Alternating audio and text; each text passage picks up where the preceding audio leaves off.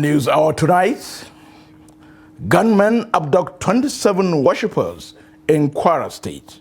Soldiers secure Eruku. Nigeria Police Force sealed PDP national headquarters, blocked Turaki-Led meeting. Gombe market fire causes 500 million naira loss for traders. Away from Nigeria, floods displace 7,000 people in Kenya. Hello and welcome to News Hour on Trust TV. I am Muhammad Kudu Abubakar.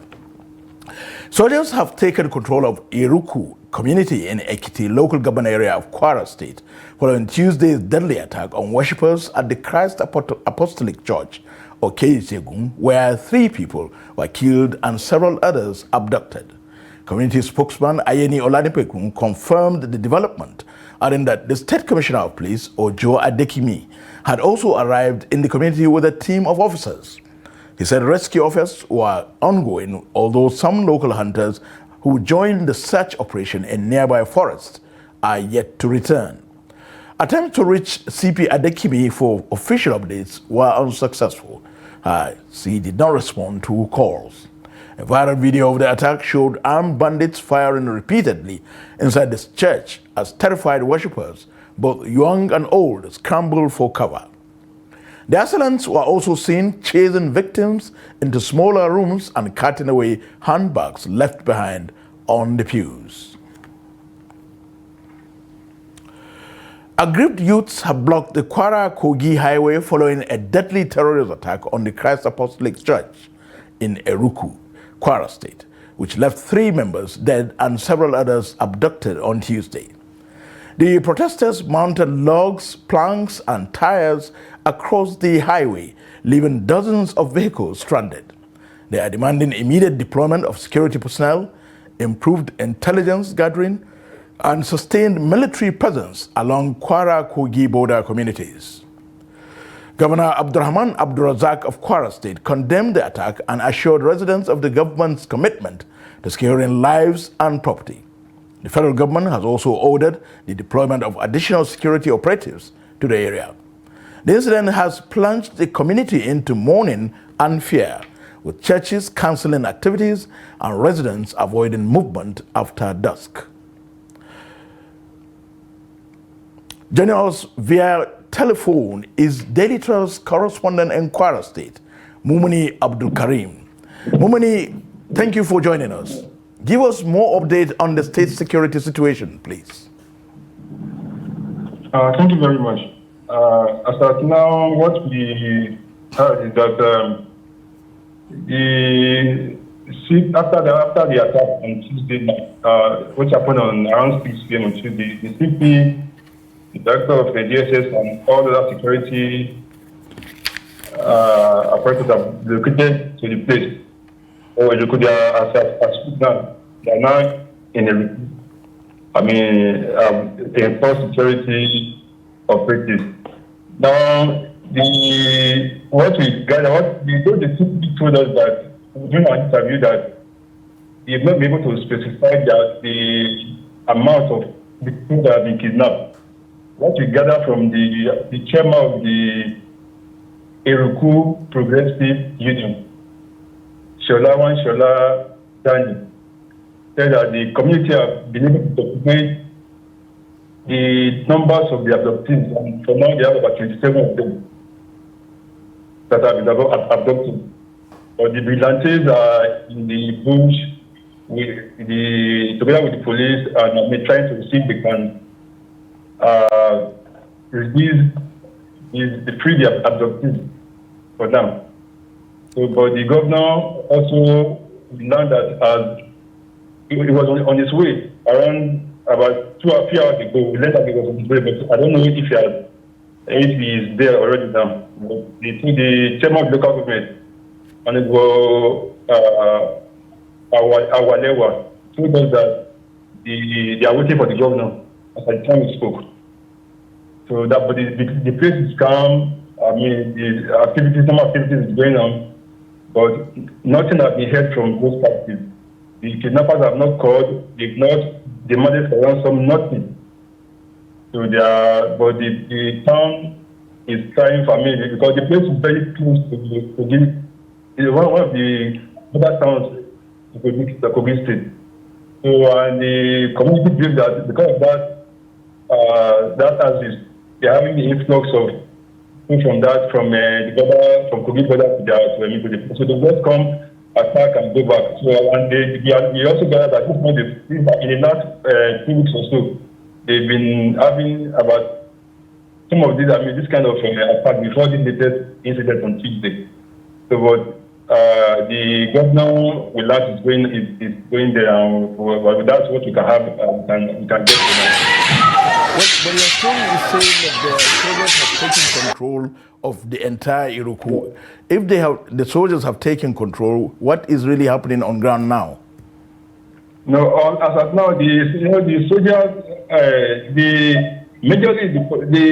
governor was in a statement this evening. The governor said the president has graciously approved additional 900 deployment to Kwara State over this incident and others that need to have the situation under control. But those securities, the securities are there. The soldiers are patrolling the town of a recruit town. But the kidnappers, nothing has been heard from them. But the vigilantes and police are the ones that are in the bush with the kidnappers as at now. So, from all indications, by the time the governor comes back from inspecting the area, we will hear some update from you, isn't it? Yes, but what is clear now is that 27.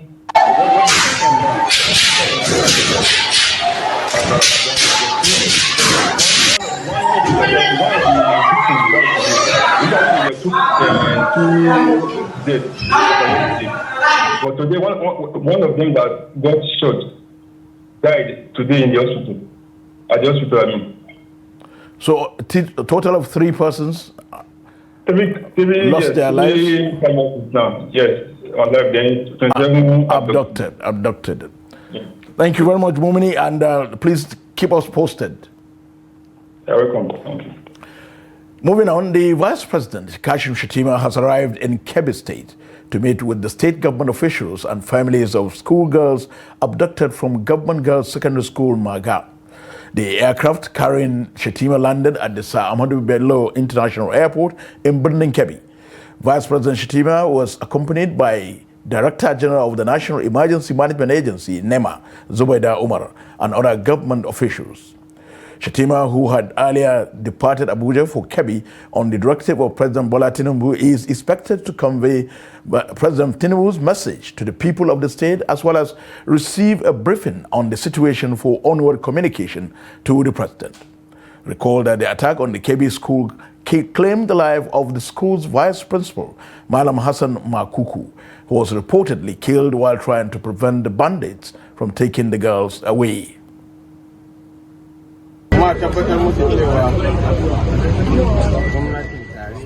I'm here on the instruction of President Bola Ahmed Tinubu to console the governor of Kebbi State and the people of the state over this abduction. The federal government is pushing hard to stop this wave of insecurity. Many of us are fathers to daughters. By God's grace, we'll do everything within our reach to get these girls back home safely and reunite them with their families.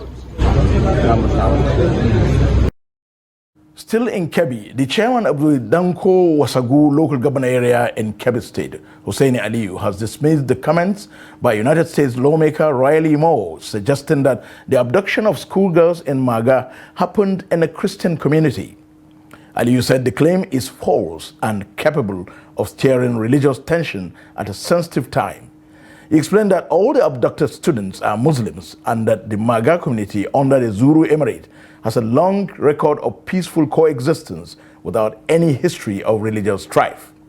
Local authorities have now released the full list of the abducted students as rescue operations continue. Joining us via Zoom is National Chairman, Grassroots Advocacy for Peace and Good Governance, Usman Mohammed Anachi. He is also a member, World Human Rights and Peace Commission of the United Nations. Thank you for joining us, Usman.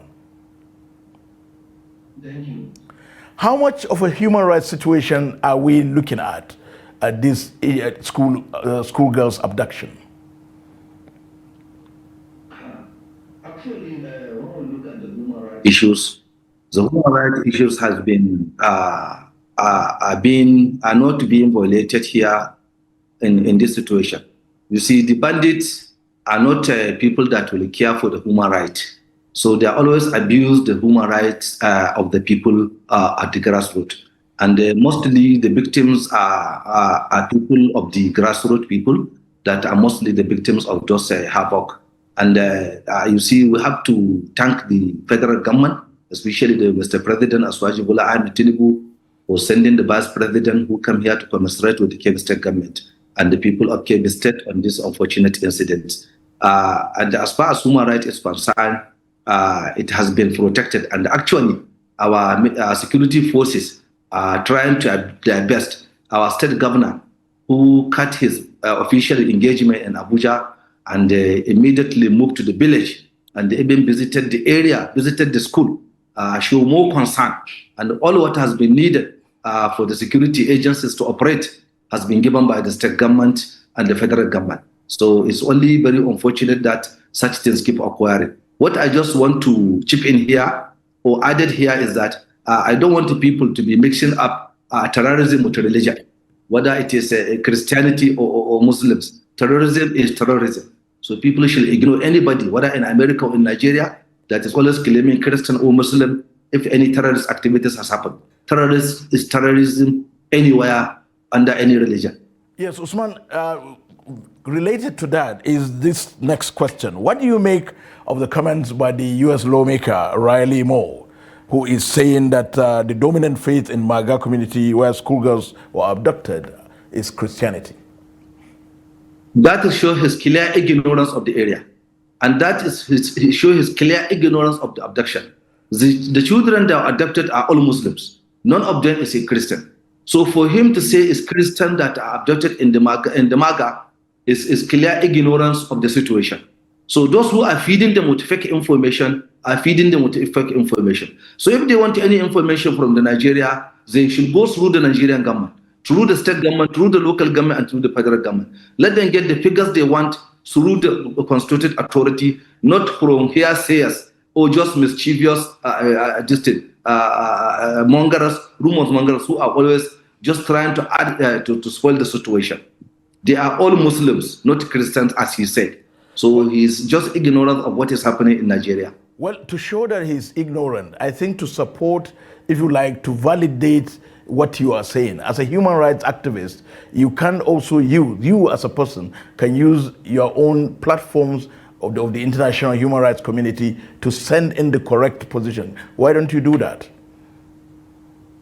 Yes, we have done that. We have done it, most of it on the platforms that we can speak.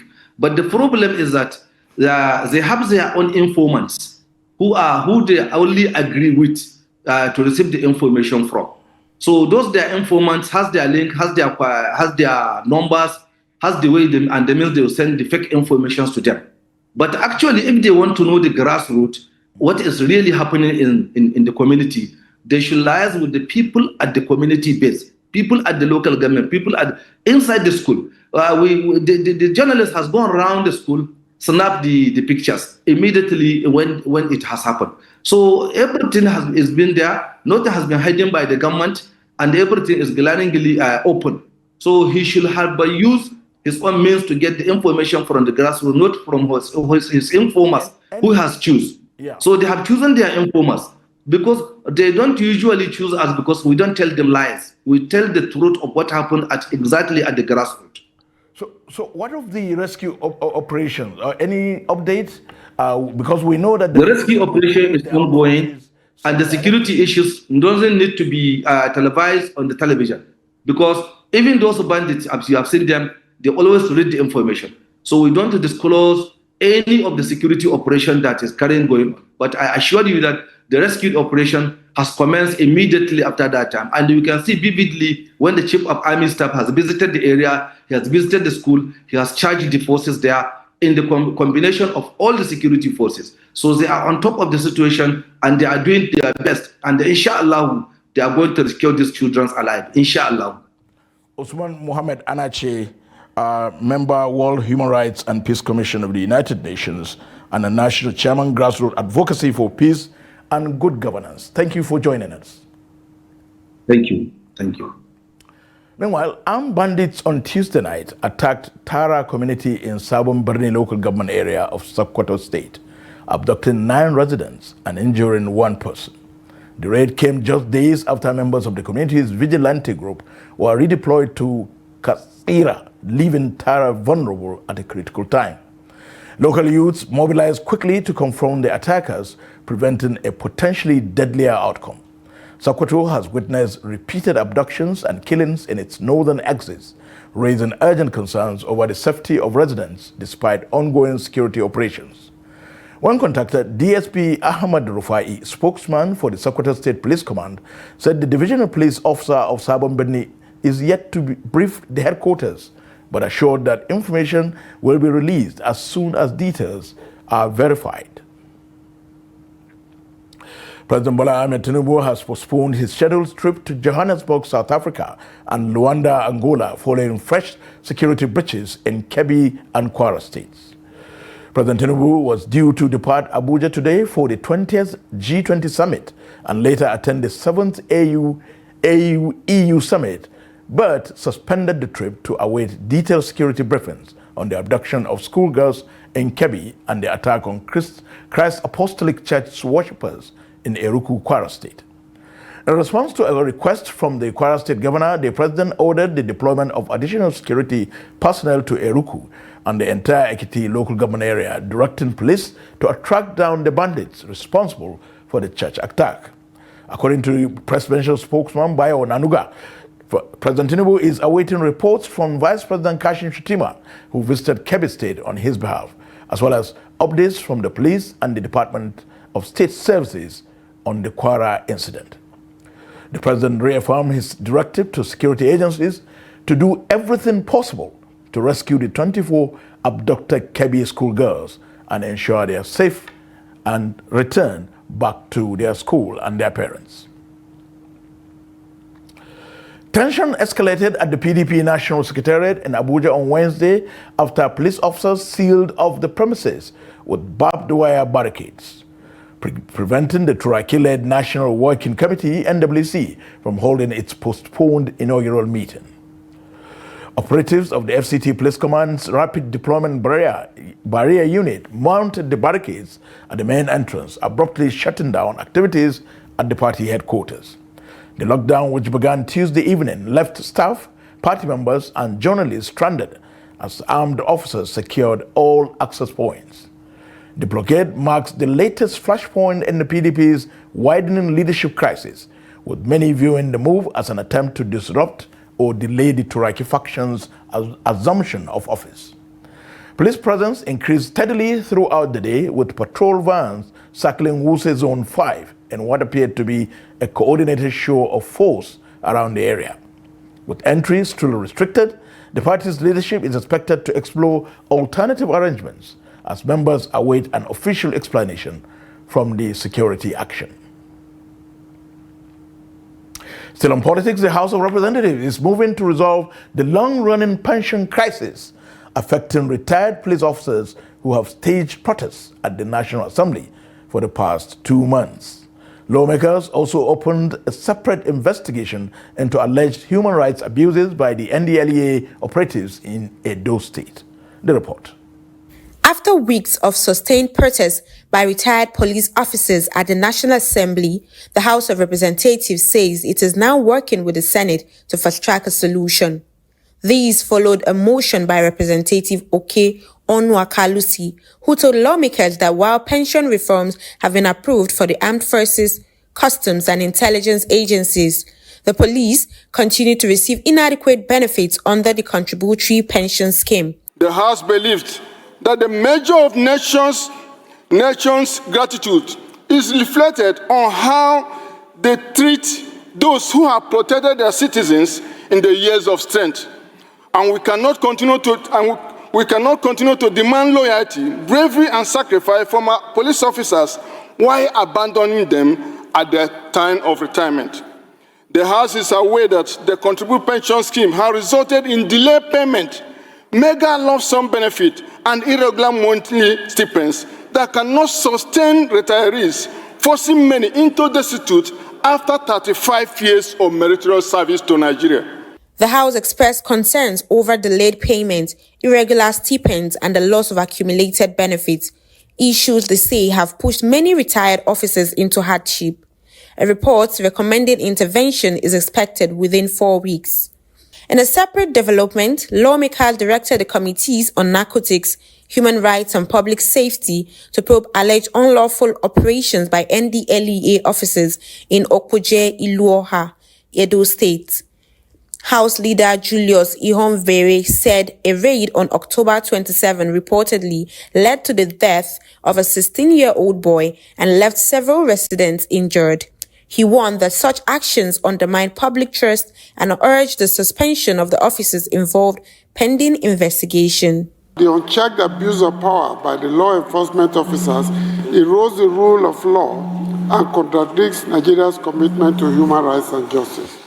Further disturbed that if the allegations of misconduct are not properly investigated, it could damage our international reputation in the fight against drug trafficking and human rights protection. Meanwhile, plenary was adjourned to next Tuesday following the death of Senator Oke Izie. Outside the chamber, Chairman of the Police Affairs and Pensions Committees, Honorable Abubakar Yeleman and Honorable Hussaini Jello, explained that the Police Pension Amendment Bill, which removes the police from the contributory pension scheme, has already passed all stages in the House and was sent to the Senate for concurrence on October 28. They appealed to the protesting retirees to remain patient as the bill awaits Senate action and transmission to the President. God willing, I'm assuring you by next week, this bill is going to go to the presidency for assenting. And we draw your attention, the media, help us engage those veteran police officers who are outside for almost decades of weeks here. So please talk to them, explain to them. We are past their demand.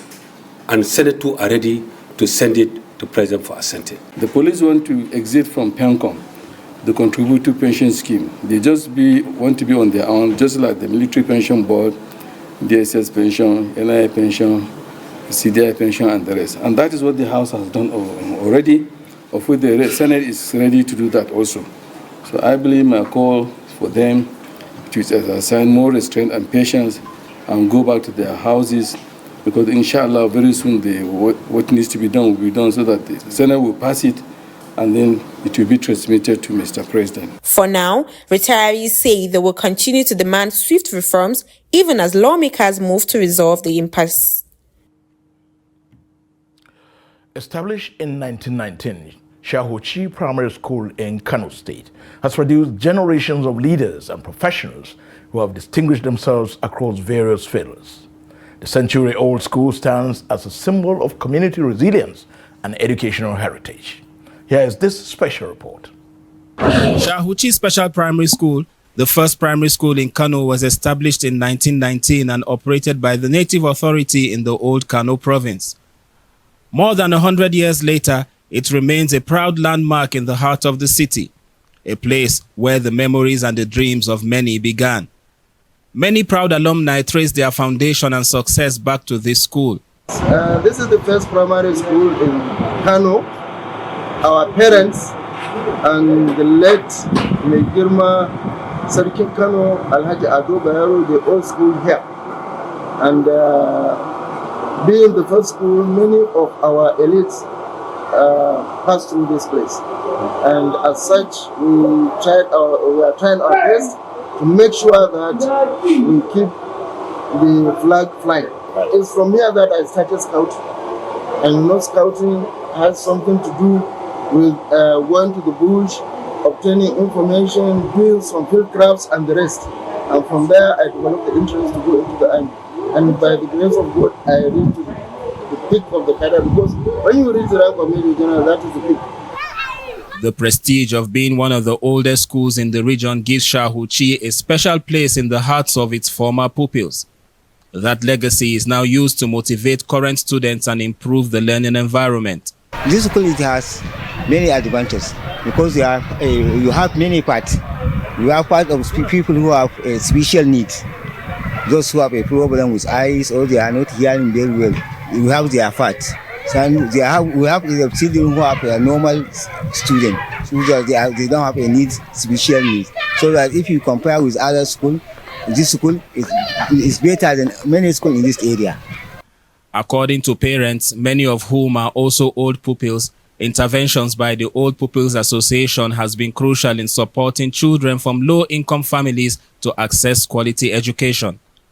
Beyond donating learning materials and renovating buildings, the old pupils also take part in monitoring and ensuring that the standards of the past are maintained. This school has a long history. Whoever attended it feels a personal responsibility to contribute to its development.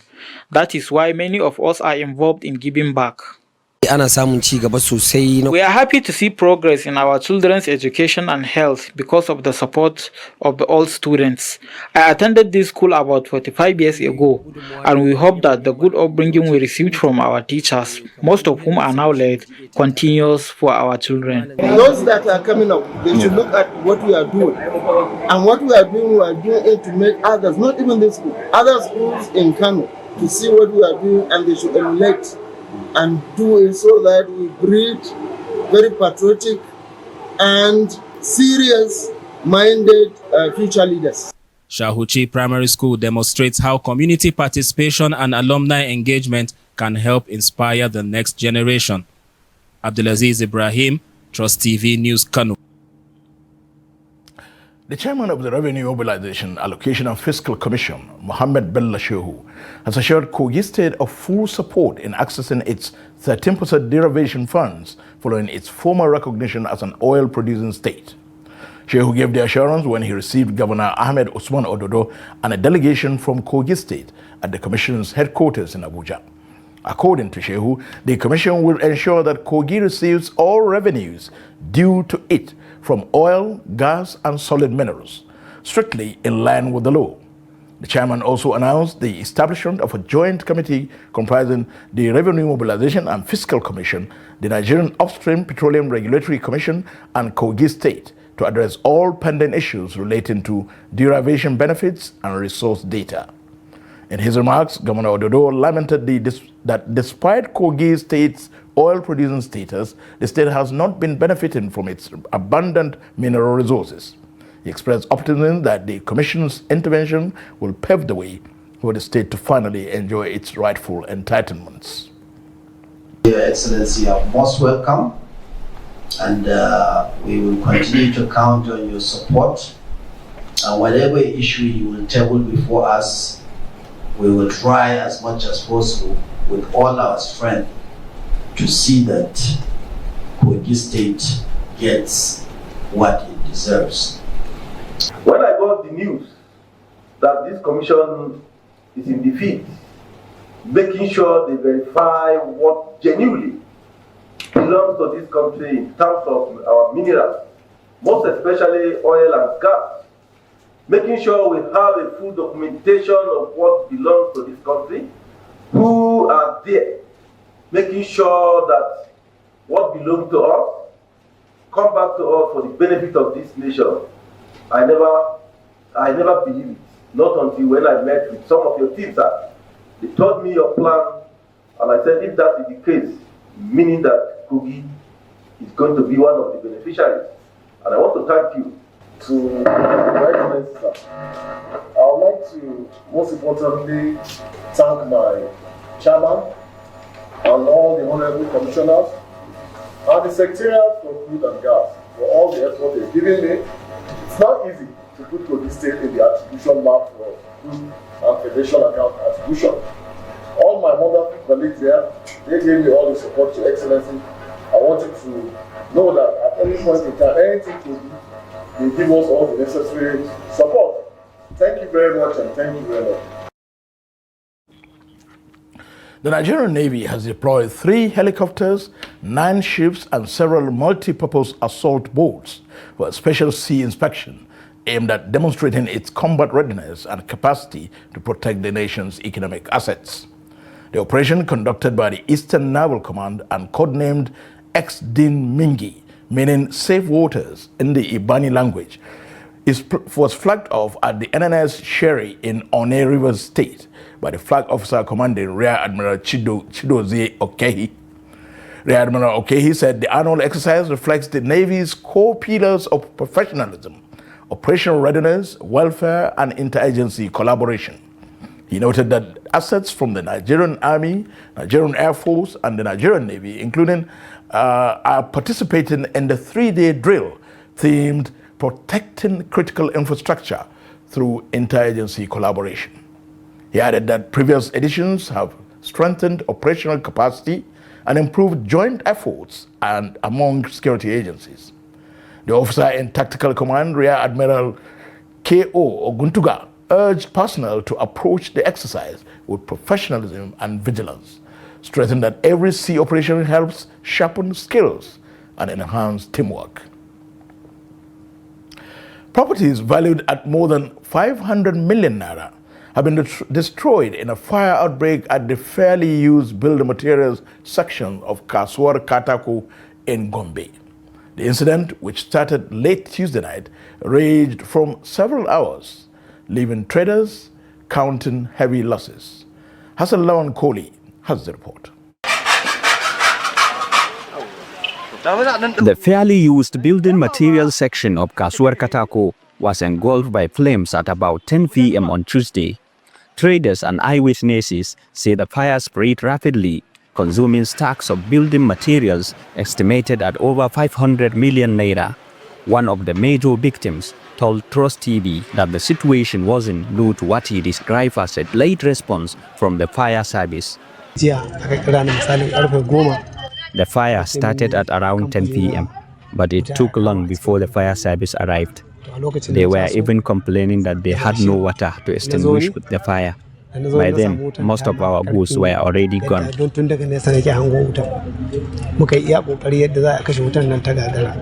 When Trust TV visited the market at about 5 p.m. on Wednesday, the fire was still not fully contained, with traders and residents helping victims to clear the site. Some business partners of the affected traders and sympathizers appealed to government and well-meaning Nigerians to support the victims, noting that business provides livelihood for more than 50 workers. This business feeds over 500 men. We need urgent intervention so the victims can return to work and continue their lives.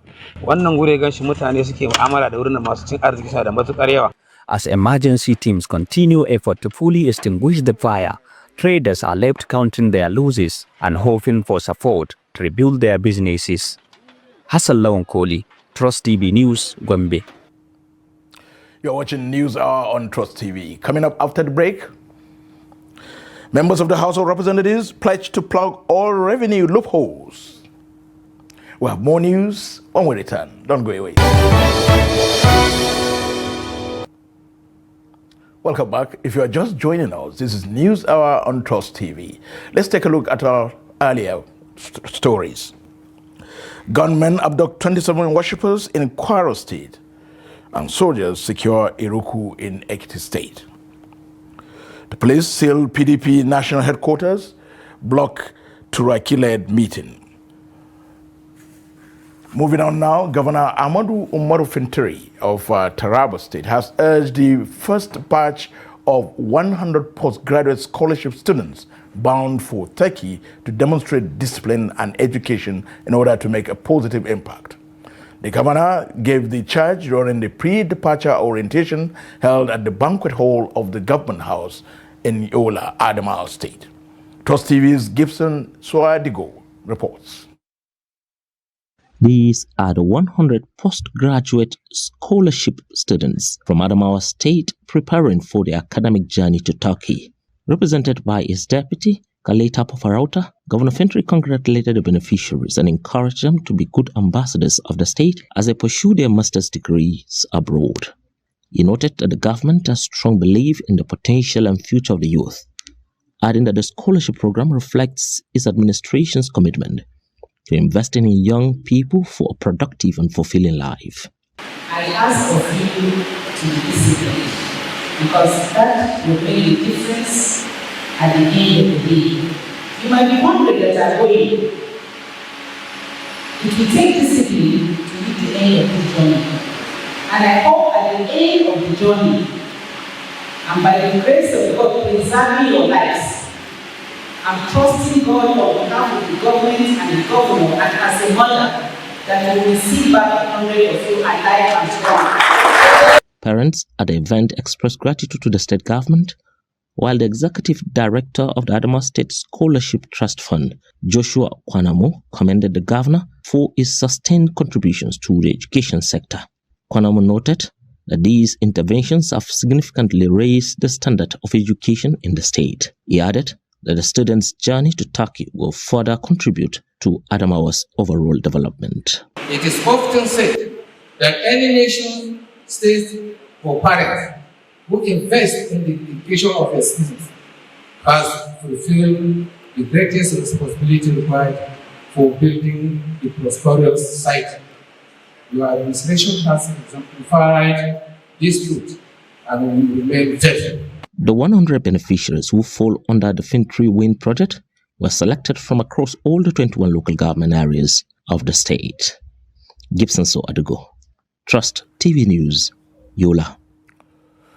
Moving to Borno State, workers under the Parliamentary Staff Association of Nigeria, PASAN, in Borno State have shut down the State House Assembly as they begin an indefinite strike over the government's failure to implement full legislative financial autonomy.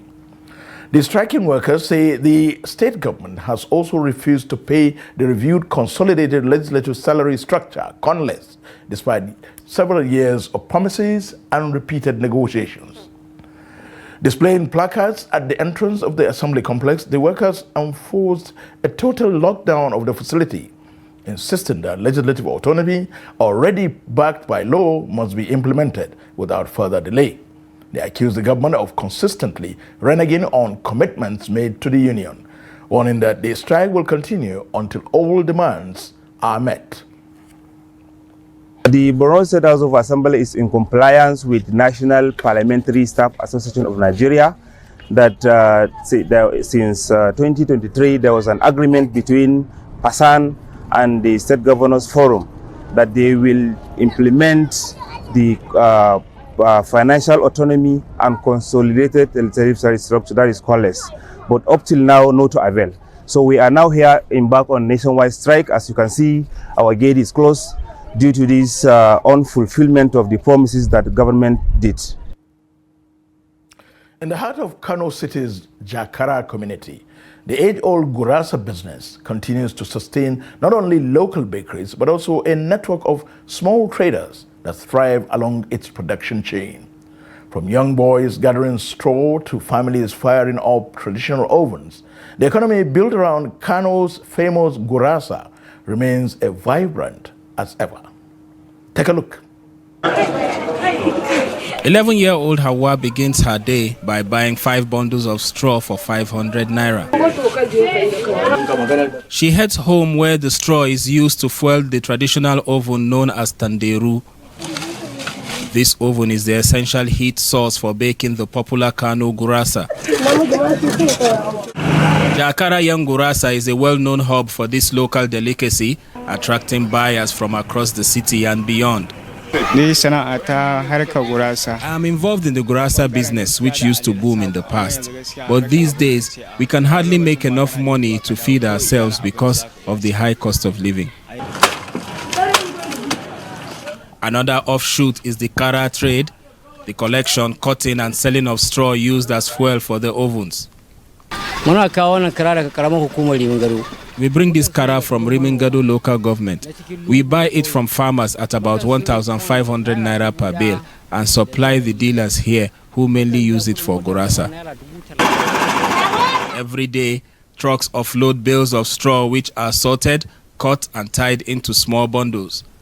Much of the work is done by young boys who depend on this trade for their daily income. This is sold for 100 naira and it is our main source of income, which I use to buy my football wear and other things. At the center of the microeconomy are the Kara dealers who link suppliers directly to the bakers. This business has been profitable because from the farm down to this place, many people are involved and a lot of us depend on it. Although alternatives like firewood and charcoal are available and widely used in other places, Jakara's Gurasa producers continue to rely on Kara, describing it as cheaper, cleaner and more efficient for heating their ovens. This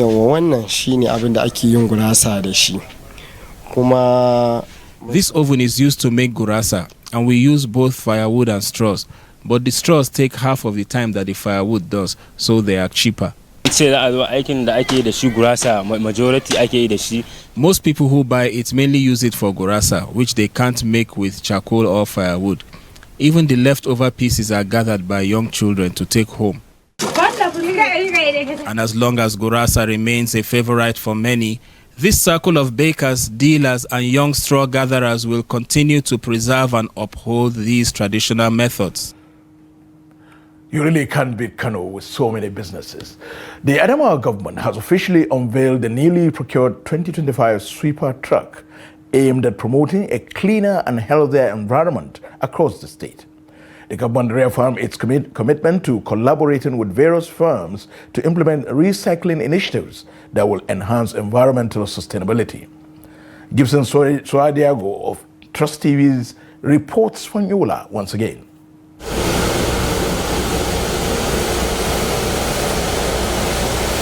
The newly acquired sweeper truck will commence operation in cleaning the streets of Yola, complementing the existing workforce that has traditionally utilized brooms for street maintenance.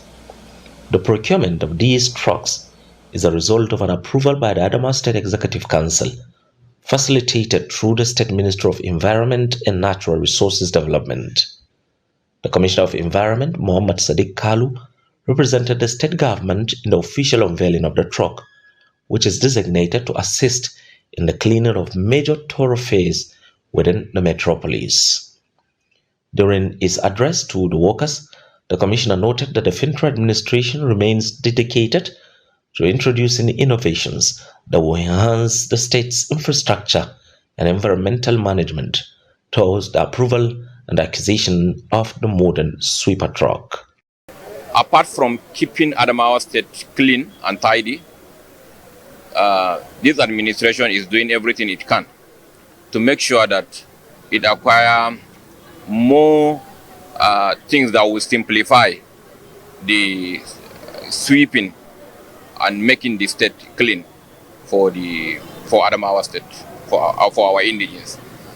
So it's one of the reasons why His Excellency has now says that the ministry will go and find out things that will simplify the activity and then augment the activities that our ad hoc staff are doing. The government also designated a location for waste disposal and will establish a recycling program that will generate employment opportunities for youth. And then the state government is collaborating with the Chinese partners to see how we can bring about the recycling plant in that permanent refuse dumps. This development has been met with positive reception from the ad hoc sweeping staff, who express optimism that the new machine will significantly alleviate their daily responsibilities. They extended their gratitude to Governor Ahmadu Murufintri for his unwavering commitment to improving environmental sanitation. Gibson Soadugo, Trust TV News, Yola. You're still watching News Hour on Trust TV. The news continues after this break. Welcome back. In business, the House of Representatives ad hoc committee probing pre-shipment inspection failures and non-remittances of crude oil proceeds has pledged to tackle long-standing revenue leakages in Nigeria's oil and non-oil export sectors. Committee Chairman Honorable Sheyi Shoumi made the declaration at the opening of a capacity-building workshop for lawmakers in Abuja on Tuesday. He said Nigeria loses billions of dollars annually to unverified crude shipments under declarations and non-repatriation of export proceeds, depriving citizens of hospitals, schools, infrastructure, and opportunities. Honorable Shoumi described the probe as a national mission, not a witch hunt, aimed at exposing systemic exploitation in crude and non-oil exports. The workshop is designed to equip lawmakers with technical expertise on export data, maritime operations, and financial intelligence, facilitated by experts in trade compliance, forensic auditing, and international oil transactions. One of the committee members, Peter Aneke, cautioned committee members to expect resistance from vested interests opposed to transparency in oil revenues. Away from Nigeria, severe flooding in Kenya has displaced more than 7,000 people as rising waters from Lake Naivasha continue to overwhelm surrounding communities in Kihoto, Naivasha. Boat operators who once ferried tourists across the famed Rift Valley Lake are now evacuating residents from submerged homes. Local officials say the lake has expanded up to 1.5 kilometers inland, an unprecedented reach, leaving houses, churches, and even police stations underwater. In some homes, water is waist deep, sewage systems have collapsed, and children have been forced to flee schools on makeshift rafts. Hundreds of families have lost all their belongings. Joyce Cheche, head of the disaster risk management for Nakuru County, said the floods have disrupted wildlife, threatened tourism, and halted business activities, including the flower industry, where workers fear cholera outbreaks and landslides may emerge. She added that no financial compensation has been provided yet, although evacuation and health measures are ongoing. Experts say the phenomenon is occurring across multiple Rift Valley lakes. While studies link the rising waters to climate-driven rainfall, geologist John Lagat notes that tectonic shifts along the region's geological fault have sealed underground outflows, trapping water and contributing significantly to flooding. Still on stories from abroad, the United Kingdom has urged West African and Saharan countries to deepen regional security and political cooperation to confront the escalating threat of terrorism across the region. Speaking at a United Nations Security Council meeting, the UK's Charge d'Affaires to the United Nations, James Kariku, expressed concern over the growing influence of Islamic State and Al-Qaeda affiliates and the devastating toll on civilians. Kariuki outlined 3 priority areas, beginning with enhanced regional collaboration. He noted that regionally led security initiatives, including plans for a standby force, the multinational joint task force, and the ECOWAS's counter-terrorism strategy, are crucial in countering violent extremism. He also referenced Security Council Resolution 2719 as a tool to support AU-led peace operations. The United Kingdom further reaffirmed its backing for African-led security efforts and cautioned regional governments to choose security partners wisely to avoid worsening existing threats. Kariuki added that long-term success depends on addressing root causes of instability, including weak governance, poverty, disinformation, shrinking civic space, and climate-related pressures.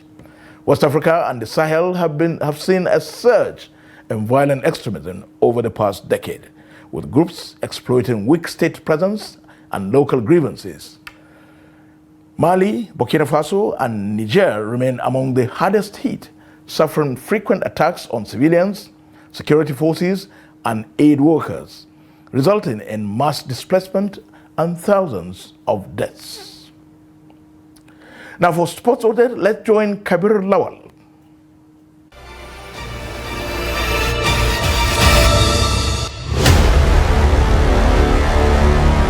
Portugal soccer star Cristiano Ronaldo on Tuesday attended a White House meeting between US President Trump and Saudi Arabia's Crown Prince Mohammed bin Salman. Trump is hosting Saudi de facto ruler as the latter seeks to rehabilitate his global image after the 2018 killing of US-based journalist Jamal Khashoggi and deepen ties with Washington. Ronaldo, who has scored over 950 goals for club and country, is contracted to play for the Saudi Pro League side Al Nassr until 2027, which is majority owned by a Kingdom's Public Investment Fund. Still on sports news, former Nigerian international Garba Lawal has urged the Super Eagles to begin an immediate squad refresh following the country's second consecutive failure to qualify for the FIFA World Cup. Speaking in the aftermath of Nigeria's democratic penalty shootout loss to Democratic Republic of Congo, Lawal said the disappointment should mark the beginning of a full restructuring process rather than another short-term patchwork. According to the 1996 Olympic gold medalist, Nigeria cannot afford to wait until the next World Cup qualification cycle before making key decisions about the squad's future. He stressed that football operates in cycle and many players in the current team may already pass their peak by the time the next qualifiers arrive. That's Sport News. I am Kabir Lawal.